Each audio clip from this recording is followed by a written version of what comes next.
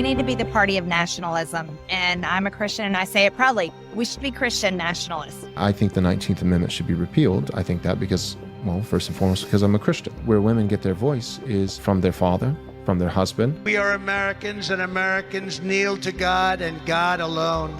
This is Sacred Politics, Episode 1, The Rise of Christian Nationalism. Christianity runs through the veins of American politics. From Jerry Falwell to former President Donald Trump, the Supreme Court to the halls of Congress, this dangerous political ideology seeps into our laws and influences our government from the shadows.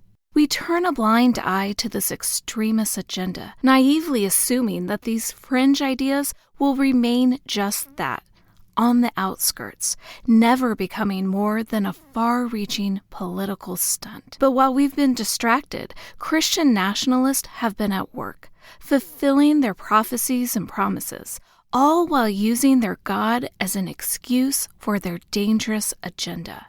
At the heart of Christian nationalism is the idea that the country was founded by American Christians for American Christians. And to be a true American is to be a Christian, and not just any kind of Christian, but a particular type of Christian whose views align with conservative white Christianity today. Kristin Du Mez is the best-selling author of Jesus and John Wayne, How White Evangelicals Corrupted a Faith and Fractured a Nation, which tells the story of how white evangelicals transformed Jesus from a radical socialist to the pinnacle of rugged Republican masculinity, and how that image led to the election of Donald Trump and similar conservative figures. Baked into this idea is the idea of privilege, of a Christian privilege, which goes against equality under the law, goes against pluralism, and goes against many of the ideals that we Americans claim to hold to. Christian nationalism is the belief that Christianity defines the American nation and that the government should take active steps to keep it that way. Often coined as white Christian nationalism, it aims to incorporate anti-democratic notions of white supremacy, nativism, patriarchy, and authoritarianism in an attempt to concentrate power on a select group, mainly straight white males who are seeking to uphold a vision of America that is rooted in white Christian values. First and foremost, Christian nationalism is a political movement. Their political goals include advocating for the integration of Christian beliefs and public policies and laws, including legislation that opposes abortion, birth control, IVF, and same-sex marriage. Education is a large focus of theirs. They not only support school prayer, but also the inclusion of religion in the public school curriculum and opposition to comprehensive sex education. In addition, they aim to cut important history from lessons, ban books that they deem inappropriate, and punish teachers who discuss sexuality and gender in the classroom. Their opposition to secularism would push back against efforts to remove religious references from the government. Some advocate for unreasonably strict immigration policies to preserve what they see as the Christian heritage and identity of America. Additionally, they promote traditional family structures and gender roles, including the opposition to LGBTQ+ rights, which they see as threatening to gender hierarchy. Now, to be clear, not all Christians are Christian nationalists. Kristin is a proud Christian and has been for her entire life, but she's never identified with this version of Christian nationalism. She has no difficulty separating her own faith from this movement. There are valid theological arguments that could be made, that are being made, and I've made them myself, that Christian nationalism is a betrayal of kind of the core teachings of Jesus in the Gospels, for example. You can make that claim. As a scholar of religion, however, I have to also acknowledge that this is Christianity in America for many people. And if we just say, oh no, this is a distortion of Christianity, this is the political hijacking of a faith movement, that lets a lot of participants off the hook. And it doesn't accurately describe what we're seeing, which is that millions of active, quote unquote, faithful Christians are understanding their faith through the lens of Christian nationalism. And so they're going to churches where they're praying, God and country prayers, and the U.S. flag is right up there with the Christian flag. And when they think about what it is to live out their faith commitments, right, to be a faithful Christian in today's world, the agenda that they are living out is the agenda of Christian nationalism. Christianity and Christian nationalism aren't interchangeable. There's a stark difference between the two, and knowing the difference is crucial. However, some vocal advocates against Christian nationalism started in the movement.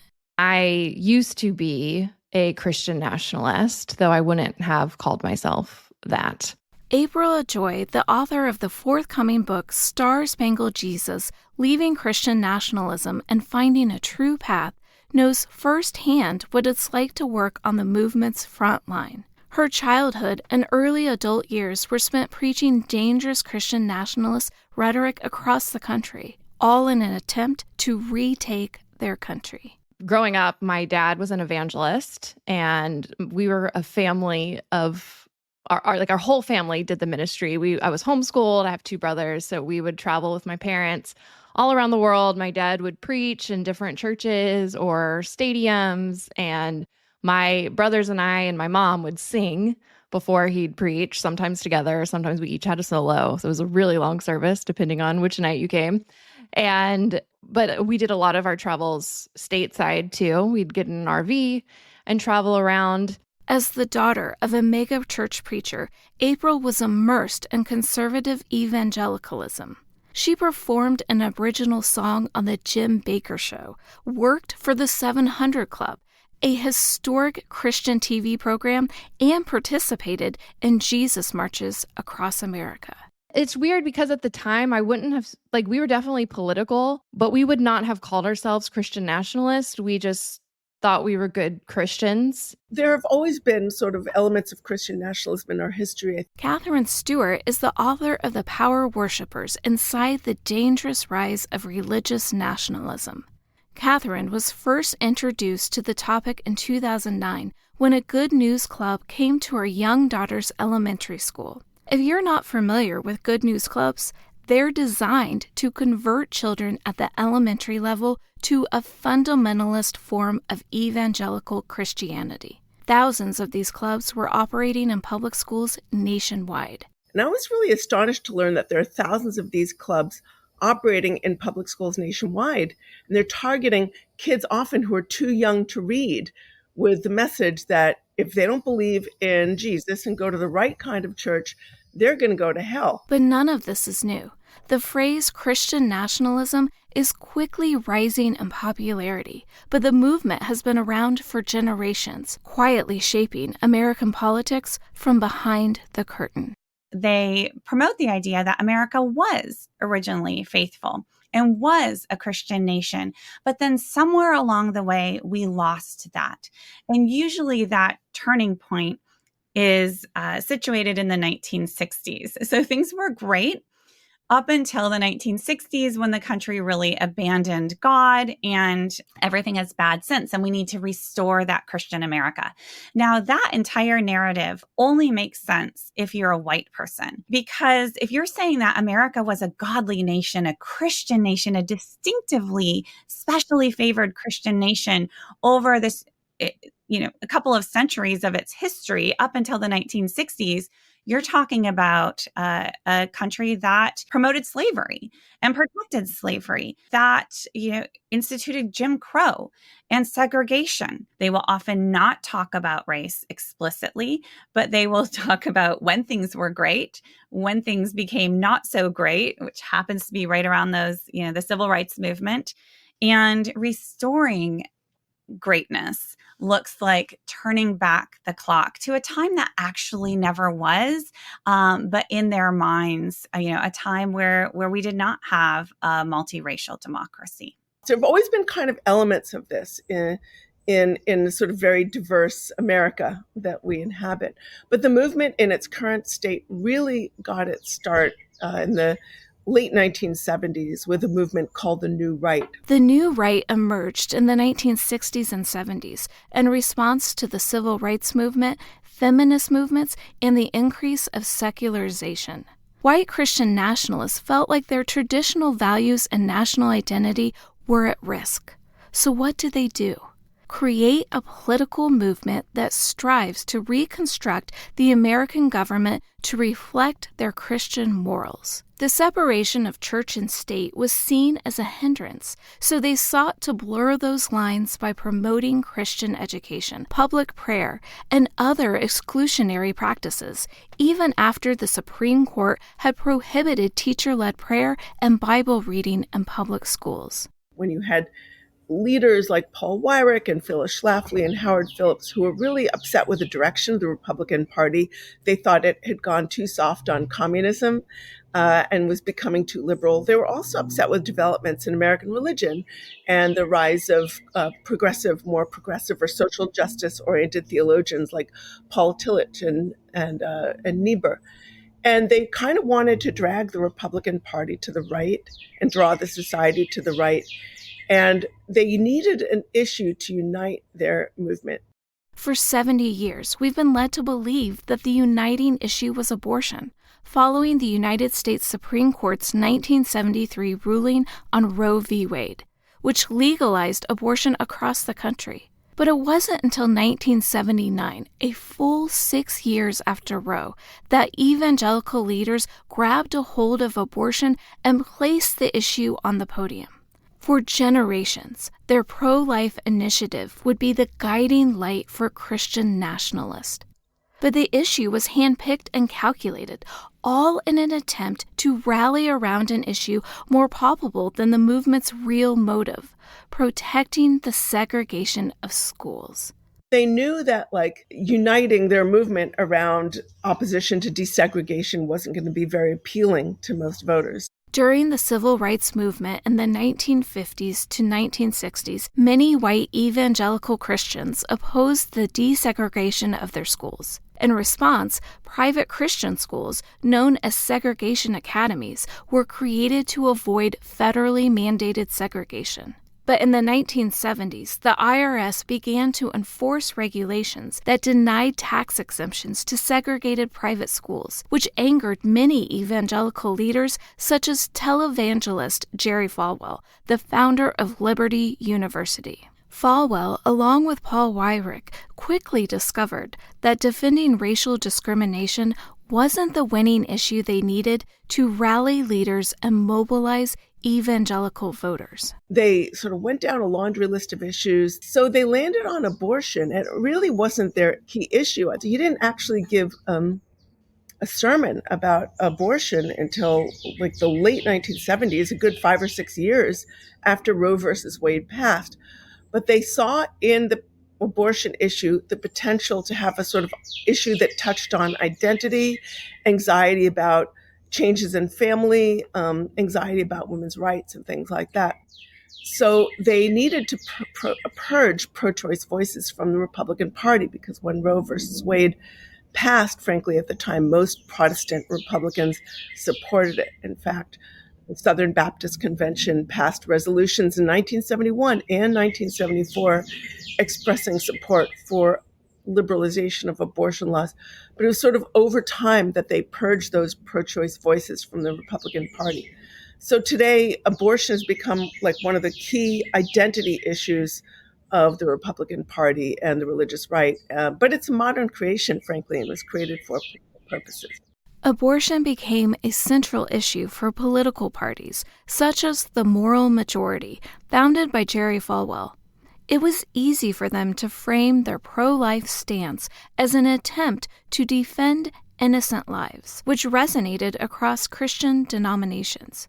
Together, evangelical leaders and televangelists rallied their congregations to elect President Ronald Reagan, who used religious rhetoric to champion pro-life policies in an attempt to restrict access to abortion. Reagan's presidential term was a critical turning point for the religious right. They demonstrated the power of their coalition, and in the process, the line between Christianity and politics was severed. Over the subsequent decades, from culture wars to the election of George W. Bush, Christian nationalism's influence on American politics only grew stronger. And with it, so did their voting bloc. In a country where 40 to 50% of people don't bother to vote in elections, and a significant number have their votes sort of discounted or diminished thanks to often race-based gerrymandering, voter suppression tactics. You don't need a majority to win elections. You just need a disproportionately mobilized minority. If you target a church and get 90% of those people to turn out to vote, you can really punch above your political weight in that election. To best utilize their untapped block of voters, they had to put their strongest force of power to use: pastors and televangelists. In 2003 or 2004, my dad wrote a book called America Say Jesus. And in that was an open letter to George W. Bush, who was president at the time, to start saying Jesus publicly. And part of that book was a prophetic warning that my dad put on there that if America did not define her God, which was Jesus Christ, that God would lift the veil of protection and that our country would see bloodshed. So we got in a bus that also had the words America Say Jesus all over it. I wrote an original song to also accompany the book, also called America Say Jesus. And we just went on, they pulled us out of school. At that point, I was in high school. And we went on a 2-month national caravan where we just did Jesus marches and stopped at different churches. And the whole goal was to get people of influence to start saying the name of Jesus in their prayers and to, I guess, stop being, quote unquote, politically correct and only saying God. I was all in. I believed, wholeheartedly that America was founded as a Christian nation and that the reason why America has been successful is because of supernatural intervention from God, and that God literally blessed our country, and that we were slipping because of, we would have called them evil liberals or leftists that have snuck in and were taking over, and that the only way to keep our nation in God's blessing was to basically halt the path that we were on and turn us back towards a righteous path. This pastor-driven political work is a vital part of Christian nationalism's framework. Like April's dad, pastors are often the most trusted people in the church. They're symbols of altruism. They embody the culture and mission of the congregation. Depending on the size of their church, hundreds to thousands of people listen to their sermons every Sunday, taking in each word and implementing the lessons into their lives. While churches are legally banned from directly endorsing candidates if they want to maintain their tax-exempt status, they still manage to play a significant role in state and national politics. They can encourage voter registration, distribute voting guides that highlight key candidates, and host political forums. But some of their most important work comes straight from the pulpit. Pastors can't dictate who their congregation votes for, but they can preach for or against key issues. My number one qualification for being mayor of Tulsa is that I am an unashamed follower of Jesus.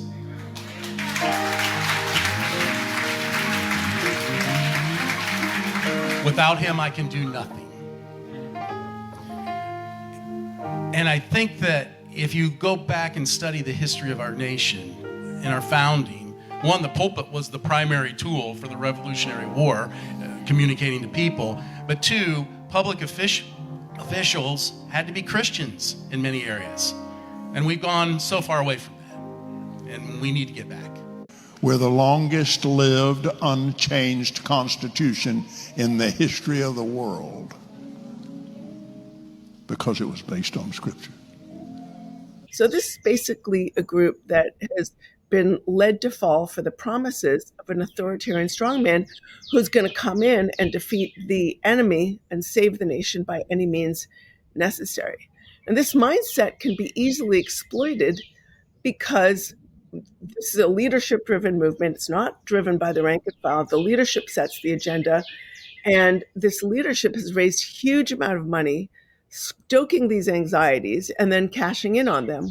And a critical piece of that machine is the tens of thousands of pastors who are drawn into these intensely political networks. And then they turn around and turn out their congregations to vote for far-right candidates that do what the movement wants them to do. So, movement leaders know that some of the most trusted people in their communities are pastors. They know if you can get the pastors, you can turn out their congregants to vote for these far-right candidates. For pastors, televangelists, and Christian conservative politicians, the easiest way to inspire their congregants and constituents is to tap into their fears. Fear is a powerful motivator. It overtakes all common sense. There is a catastrophism, right? This idea that America is at the mercy and under threat by liberals and secularists and feminists, and we're on the edge of an apocalypse. The persecution complex runs really deep inside conservative Christian spaces and Christian nationalist spaces. And it's a little bit confusing for an outsider because on the one hand, they're saying America's a Christian nation and, we Christians are entitled to lead, to govern. We are entitled to have that power. But then the problem is they don't have the full power. And so there's a sense that they are being marginalized, that they have been marginalized, that they are under attack. They don't have the power that they think they ought to have. And so they feel attacked. Now, I'm saying this that they feel these things. They're actually indoctrinated to feel these things. And I think that's really important that for decades now, leaders in the Christian right have driven the narrative that Christians are under siege, that they're under attack, their rights are under attack. And it has taken hold inside conservative Christian spaces so that we have survey data now that show that white evangelicals, for example, think that Christians are more persecuted in this country than Muslims are. It is a wonderful tool for mobilization to tell people that they are under threat. And if you tell people enough times that they are under threat, that also fuels a kind of radicalization, that the ends will justify the means. Jesus says, the world will hate you like it hated you. And one sign of being a good follower of Christ is persecution. The more you are persecuted, it's almost like proof that you're doing the right thing, that you're on the holy war. But there's a lot of cognitive dissonance too, because you could also be getting attacked by Satan. If you're doing really well, if a secular person or a non-Christian has a lot of success, it's because they sold their soul to Satan, or, there's pleasure in sin for a season, but their time is coming. If a Christian is doing really well, it's because they're on the right path and God is blessing them. If a Christian is doing really bad, it's because Satan is attacking them because they're on the right path. So there's literally, it doesn't make, when you take a step back, it's like, oh my gosh, these are all just excuses to make us the righteous people in every single scenario. But when you're in it, it's like, oh, the Christian person, and they want to be persecuted. I wanted to be persecuted because in my mind, that was a sign that I was holy and doing right. This joint feeling of persecution reinforces a sense of solidarity and identity within the movement. They're fighting the same fight, creating an us versus them mentality that fuels their actions. But where does this sense of persecution come from? As the 21st century moves forward, cultural shifts have been taking place. Increasing secularism, acceptance of LGBTQ+ rights, and multiculturalism are more widely accepted. But to Christian nationalists, this is seen as a threat to their traditional values. In the Bible, this persecution is encouraged, depending on how you interpret the text, such as Matthew 5:10.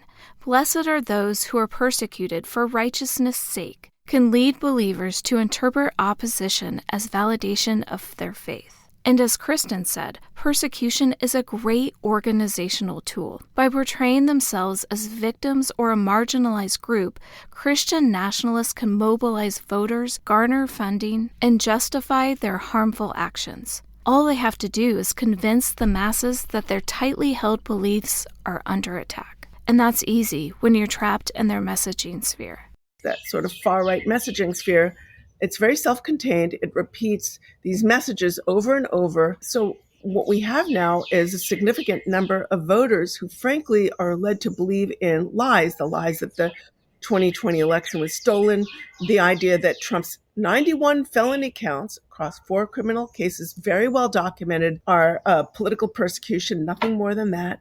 It's easy to spread this message through what's known as cultural evangelicalism. When you are talking about Christian nationalism, that culture is absolutely critical. Cultural evangelicalism refers to the form of Christianity that places a greater focus on cultural identity over theological beliefs. If you're listening to radio, right, the commentary, the news, what you're praying for, how the entire kind of, day to day, what's going on in this country, how is God working in this country?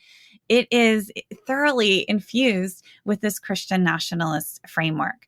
Who you should be afraid of, who are the good guys, who are the bad guys. In politics, cultural evangelicalism can also take the form of marches, voting initiatives, crisis pregnancy centers, and other community activities that emphasize social engagement over religious activities such as church, prayer, and Bible reading. It's almost as if Christianity is a social club rather than a religion. This cultural influence is just so pervasive that many conservative Christians don't actually think they're very political, even though they are extremely political and even though they consistently vote party line. But to them, it's not political, it's religious. It is just what it is to be a godly citizen. It is just what it is to be a godly parent. This is just how you live out your faith. It's not political, it's just being good. And if you want to prove that you're a godly citizen, you have to open your wallet.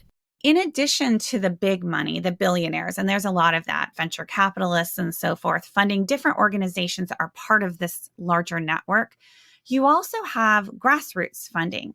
The Christian right, very early on, perfected direct mail campaigns, and they are able to raise billions of dollars in relatively small donations from kind of armchair activists across the country who are inspired because of what they hear on radio, on talk radio, on Christian radio, on what they see on television, Fox News, and so forth, and what they hear from their pastors and their religious leaders. And so you have this like kind of two-tier funding, a lot of money coming in from the top, but also a not insignificant amount of money coming up from the bottom. In the last 70 years, evangelical leadership has used the fear of God to raise billions of dollars to fight what they see as the enemy of God: equal rights, reproductive rights, education, gun rights, and healthcare.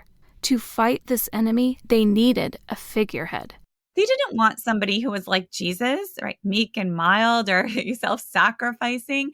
They didn't want somebody who would, embody the fruit of the Spirit of love, joy, peace, patience, kindness, goodness, gentleness, self-control. I mean, like, could you come up with a figure who more contradicts that list? I don't think so. So here you have Trump. I mean, that was the question of 2016, wasn't it? How can family values Christians, the moral majority, support a man like Donald Trump? Right? How could they betray their values and vote for Trump? And that question really was at the core of my book, Jesus and John Wayne, which says, that's the wrong way to frame this. This was not a betrayal of their values in many ways, support for Trump. It was a fulfillment of their embrace of a more aggressive faith, of a more aggressive posture, and this is, I mean, Trump appealed to that very explicitly, promising to protect Christianity, telling Christians, hey, you guys have the numbers. What are you guys doing? Playing into that persecution complex, fueling that, and then putting himself forward as their champion. He's the right man for the job precisely because he will not be inhibited by the whole list of virtues. He will be ruthless on their behalf. He will fight their fights for them, right? And so you see this, a lot of people were saying that evangelicals or conservative Christians generally were holding their nose to vote for Trump. That is true for some. It is true, was true. But for many, that gets the dynamic entirely wrong. There was a kind of guilty pleasure in seeing him thumb his nose at political correctness for people who had been really absorbing this propaganda that Christians were so threatened, that they were so disrespected, that they were so marginalized in this country. It just felt like a breath of fresh air that somebody could go out and say the things that they wanted to say, or maybe thought they wanted to say, and get away with it and do the things that in their communities, frankly, in their own families, probably wouldn't go over that well. But Trump could go out there and kind of do it on their behalf. It didn't matter that figures like Trump or Reagan didn't mirror their so-called moral family values. In fact, that's what they wanted. And you'd be hard-pressed to find someone less moral than Donald Trump. So let's run through some of Trump's family values choices, shall we? He cheated on his pregnant wife, ordered a hush money payment to a porn star, mocked a disabled reporter, stole classified documents. He tried to get 5 innocent young black kids executed, sexually harassed and assaulted multiple women, and let's not forget the time he was caught on an Access Hollywood recording saying that he could, quote, grab him by the, well, you can fill in the blanks. This list doesn't even begin to account for the policies he supported and implemented that worked against the families that he claimed to want to protect. This is a movement that, very hypocritically claims to stand for family values, but they're driving support for the economic policies that are actually making it so much harder for families to succeed, for American families to actually be able to make it work when we're raising kids and trying to keep it all together. Some believe that God himself chose Trump and that he was the product of a biblical prophecy. This belief stems from the interpretation of contemporary events through the lens of end times theology. All of Trump's actions are seen as part of a divine plan leading up to the end of the world as we know it. This belief is reinforced by his televangelist-esque speeches, endorsements from influential evangelical leaders, and a cultural narrative that sees Trump as a defender against secularism and moral decay. For these believers, Trump's presidency is not just a political event, but a fulfillment of biblical prophecy and a significant step towards the future foretold in the Bible. Every election, without fail, I have heard people maybe even believed it in moments, but there is always a call that whatever person is running for the Democrat president is potentially the Antichrist. And the Antichrist is an end times villain in Revelation. He's supposed to come to power when the rapture happens. The rapture refers to the belief that one day believers, both living and dead, will ascend into heaven to meet the Lord. Meanwhile, non-believers are forced to stay on earth. There will be no warning, but the event will occur during a period of tribulation, sparing them from judgment and suffering. This belief shapes their interpretations of current events as they see same-sex marriage, abortion, and other, quote, immoral behavior as signs of the end times. We would spend hours watching Fox News, and my dad would break down like, oh, this event happening is a direct relation to biblical end times. And so there was a lot of belief in the rapture that could happen at any moment. There was a lot of fear that I had. It's normal when you're going through it as a child, so you don't think much of it. But in hindsight, you're just constantly overthinking everything. Like, oh, is this a sin? Or if you have a thought, it's like, was that me? Was that God? Was that the devil? And really me and the devil were pretty much the same, because I was taught that I was inherently bad and that I couldn't trust my own instincts. And then when I would meet somebody, if I met a new person, which we were meeting new people all the time because we were traveling, there was always this nagging voice in my head, like, I need a witness to them, witness was our word for proselytizing. Like, I need to tell them about Jesus. And then most of the time I would, but then as I got older, I started to realize that's not really cool. Like, socially, it's not really socially acceptable to just go up and tell people that, hey, you need Jesus. Why? Oh, well, if you don't, you'll go to hell. I'm like, oh, okay. Like, at a certain point, that became not cool to just blurt out. And so I started, I would still witness, but I started doing it less. And then the times that I wouldn't tell someone about Jesus, it would just eat me alive. Like, the guilt of not sharing Jesus with them, like their blood would be on my hands. When I was 13, I legit thought I was left behind from the rapture, because I was on AOL Instant Messenger chatting. I was probably flirting with a boy. And suddenly my house got really quiet. And I was like, oh my gosh, where's my family? Is this the rapture? And even my dog was gone, which I didn't know how to put that. But like it was weird, because everything, it was like a perfect storm of reasons why I thought I was left behind, because my parents' cars were still in the garage. My mom's purse was there. There were folded clothes on the floor, which if you read the Left Behind, that is a very specific sign that you leave a pile of folded clothes behind because you get sucked up naked. But clothes can't make it into heaven for whatever reason, just body and flesh. And so there was folded clothes. And I started having a legit panic. I mean, it felt like an eternity had happened, but it was probably only 20 minutes. And my parents were just like on a walk in the neighborhood. And they just didn't tell me where they had gone. But I was already planning like to go to the military store, which we had gone to for Y2K. So I knew the things that you had to buy to store up.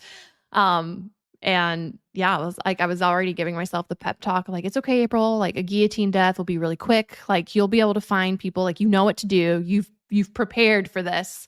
But I was 13 and, was preparing to die a martyr. The fear continues to grow and take hold until all actions are excused in the name of God. The end justifies the means.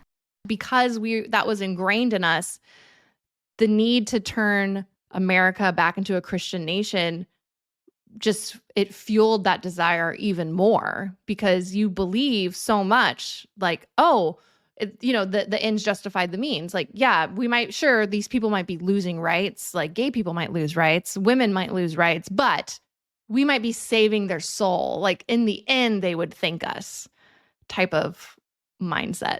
According to research conducted by the Pew Research Center, 27% of U.S. adults believed that Trump's 2016 election was part of God's overall plan, regardless of whether or not God approved of his policies. Whether you believe Trump was the chosen one or not, it all comes down to what a president can give their evangelical voters. And so far, that's been just about everything. Has that surprised you at all with President Trump? A lot of folks didn't think he would fulfill many of these promises, but he seems to have gone above and beyond here. He's exceeded all expectations and continues to do so. He has kept every promise he made to the faith community. I really do love and appreciate that man. In 2016, then-candidate Donald Trump held a closed-door meeting with prominent evangelical and conservative leaders. According to organizer Bill Dallas of the Christian group United in Purpose, the event was designed to assure the voting bloc that Trump had their best interest in mind. Over 1,000 leaders were in attendance. The discussion topics ranged from parenting advice to religious freedom, but at the core of his promises was Trump's assurance that he would appoint conservative justices to the United States Supreme Court. His list of potential nominations would be vetted by conservative evangelical groups such as the Federalist Society. Gave them unprecedented political access policies that favored certain religious viewpoints. And a big key part of this is, and justices, of course. During his 4 years in office, Trump appointed 3 conservative Supreme Court justices, Neil Gorsuch, Brett Kavanaugh, and Amy Coney Barrett. Their nominations shifted the balance of the court towards a conservative majority. On the state level, 200 conservative federal judges were appointed by Trump. He took this power in stride. From the overturning of Roe v. Wade to Trump's immunity trial, the conservative Supreme Court has watered down our democracy one decision at a time. What were once seen as fringe beliefs are quickly becoming our new norm. We would have said the idea to abolish Roe v. Wade was fringe, too, at one point, and then it became mainstream, and by the time it became mainstream, it was too late. For many Christian nationalists, the fulfillment of this right-wing agenda is exactly what they hoped for. For others, seeing these policies in action is what awoke them to the harm these actions inflict on their neighbors. Christian nationalism is a very black and white ideology. And your beliefs have to be so tightly wound. Once you pull the string on one, it all unravels.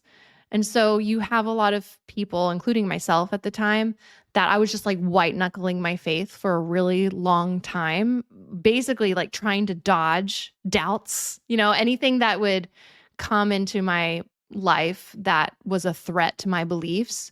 I had to shut out. I had to demonize. My beliefs really started changing when I just put my walls down and just started listening to the people that I was taught to hate and taught to demonize. And once you humanize the people that you were taught were abominations, it's really hard to hate them.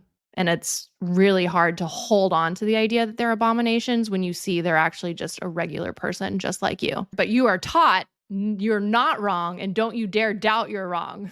Deconstructing Christian nationalism was a long and grueling process for April. It wasn't linear. Instead, the journey was full of winding roads, missed steps, and forward sprints. Christian nationalism shaped her whole life. April could have easily followed the path set before her, but instead, she put in the effort and forged her own way. Because my faith and my political beliefs were so intertwined that once I kind of started deconstructing different aspects of my faith, my political ideologies also began to slip kind of simultaneously. So the first thing that had happened for me was my dad, which we were also Pentecostal, so we believed in faith healing and miracles. And, as long as you have enough faith, that God would basically give you whatever you asked for in prayer. And my dad, in 2011, I was 23, was diagnosed with stage 4 non-smoker's lung cancer, kind of out of the blue, and was given 6 months to live. And he only made it 4 months before he passed.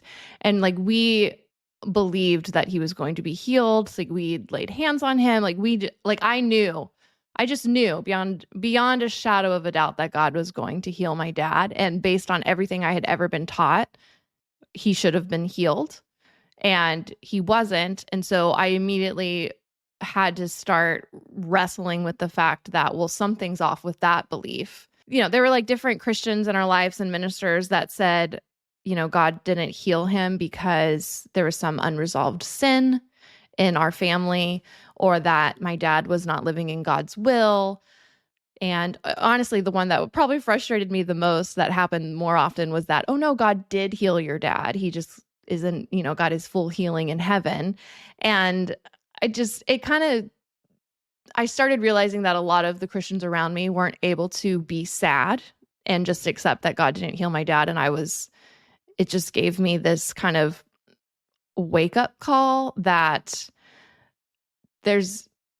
I didn't deconstruct my faith fully, but I was definitely realizing, okay, not everything I've been taught is true. And then a few years later, in 2015, a month or so after the Supreme Court ruled in favor of gay marriage, one of my brothers, who grew up same household as me, came out to me as gay.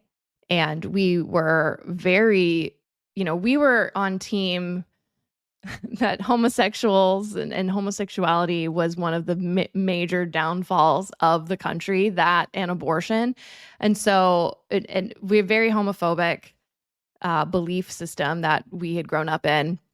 And so I knew right then, clearly this is not a choice, which I had believed up until that point. Because there's no way my brother would choose to be gay growing up in the same household that I had.